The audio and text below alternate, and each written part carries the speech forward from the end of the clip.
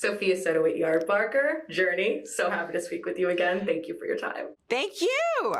First thing I want to ask is obviously Michelle is transferred to the arson investigation unit, rather being an assignment she actually chose. So what do you think the way she handles this new path that's thrown at her kind of shows about who she is, not only as a detective, but as a person? I think, yes, it's a slap in the face from her boss, who's heartbroken because she rejects him after he leaves his wife for her. And so, it's a little messy. And I think it's fuel for her. It's an opportunity of like, okay, underestimate me, watch what I'm gonna do. And it becomes a challenge that she takes on. And I think at first, of course, there's a little bit of shame and a little bit of embarrassment. And neither one of them, her or Dave, want her there. And she can feel that from him. But she needs him. She needs him initially and leans into like, all right, mentor me.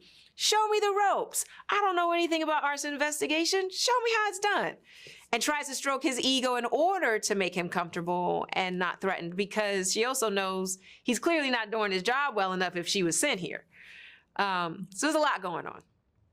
And I'm guilty of this, but as an audience, we naturally find ourselves wanting to figure out what's going to happen or make predictions to figure out what's going to happen. Mm-hmm. Can you tell me a little bit about that experience for you as an actor? Did you get all the scripts for this one ahead of time? And if you did you kind of play into those twists and turns for your performance? I know sometimes little Easter eggs are left so that when it clicks and you see all the things you missed. Yeah, the finale was not written when I signed on to do the show, but they did send me, I think, the first 7 episodes to read, like once I signed on. I initially read the first 3 and then they sent 7. And it was like I was reading one of Dennis's novels, just kept going, oh my gosh, what happens next? I can't wait to get to I was reading it as a fan, which is a good sign because oftentimes I couldn't predict what was happening. So many shocking twists and turns, and no one's who they say they are. Everyone's wearing a mask and no one's safe. But that makes for the best kind of suspense thrillers, doesn't it? Oh, it really does.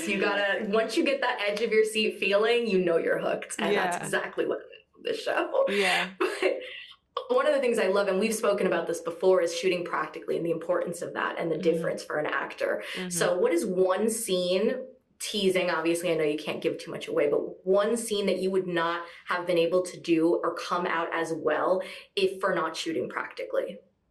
Ooh. Yeah, there's a number of the action sequences that there's a lot of special effects, a lot of practical fire used on set. And there was incredible protocol taken by our production, by Apple.